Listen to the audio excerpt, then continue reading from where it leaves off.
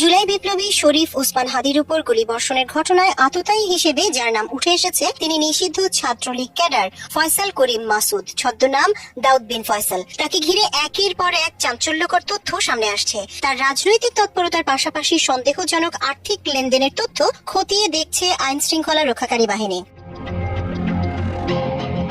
জানা গেছে ফয়সাল ছাত্র রাজনীতিতে প্রভাবশালী ছিলেন। তিনি সর্বশেষ ঢাকা মহানগর উত্তর ছাত্রলীগের সাবেক সহসভাপতি এবং আদাবর ছাত্রলীগের সভাপতি হিসেবে দায়িত্ব পালন করেছেন। জুলাই বিপ্লবের পর নিষিদ্ধ সংগঠনটির পক্ষে ঝটিকা মিছিল, চোরাগোপ্তা হামলা ও বৈঠকে সক্রিয়ভাবে অংশগ্রহণ করেছেন। এমনকি ভারতে পলাতক মৃত্যুদণ্ডপ্রাপ্ত শেখ হাসিনার নেতৃত্বাধীন সরকারের সাবেক স্বরাষ্ট্রমন্ত্রী, মৃত্যুদণ্ডপ্রাপ্ত আসাদুজ্জামান খান কামাল ও দলটির সভাপতি মণ্ডলীর সদস্য ও প্রভাবশালী নেতা জাহাঙ্গীর কবির নানকের সঙ্গেও তার ঘনিষ্ঠ সম্পর্ক আছে বলে গোয়েন্দা সংস্থার বিভিন্ন সূত্র নিশ্চিত করেছে।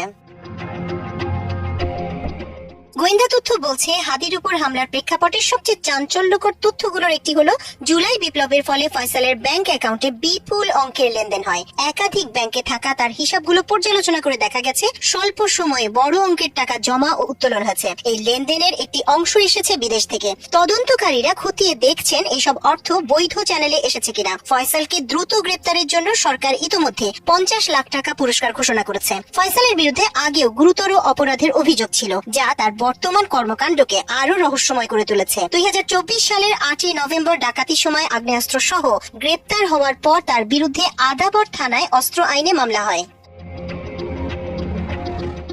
গ্রেপ্তারের পর দ্রুততার সঙ্গে তার পক্ষে হাইকোর্টে জামিন আবেদন করা হয়।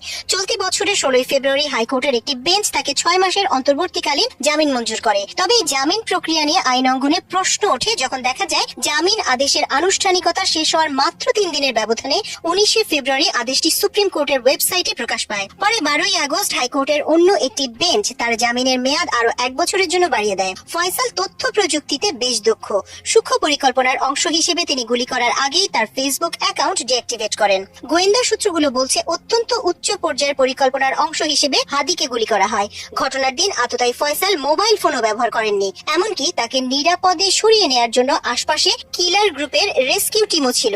এ কারণে আশঙ্কা রয়েছে ইতিমধ্যেই তাকে সেখান থেকে সরিয়ে নিরাপদে সীমান্তের ওপারেও নিয়ে যাওয়া হতে পারে। ফয়সালের বাড়ি পটুয়াখালীর বাউফল উপজেলার কেশবপুর ইউনিয়নের কেশবপুর গ্রামে। এলাকাবাসী জানায়, প্রায় 10 বছর আগে তারা বাবা হুমায়ুন কবির শেষবার দেশে আসে। তখন পৈতৃক সূত্রে পাওয়া 6.5 শতাংশ জমি তিনি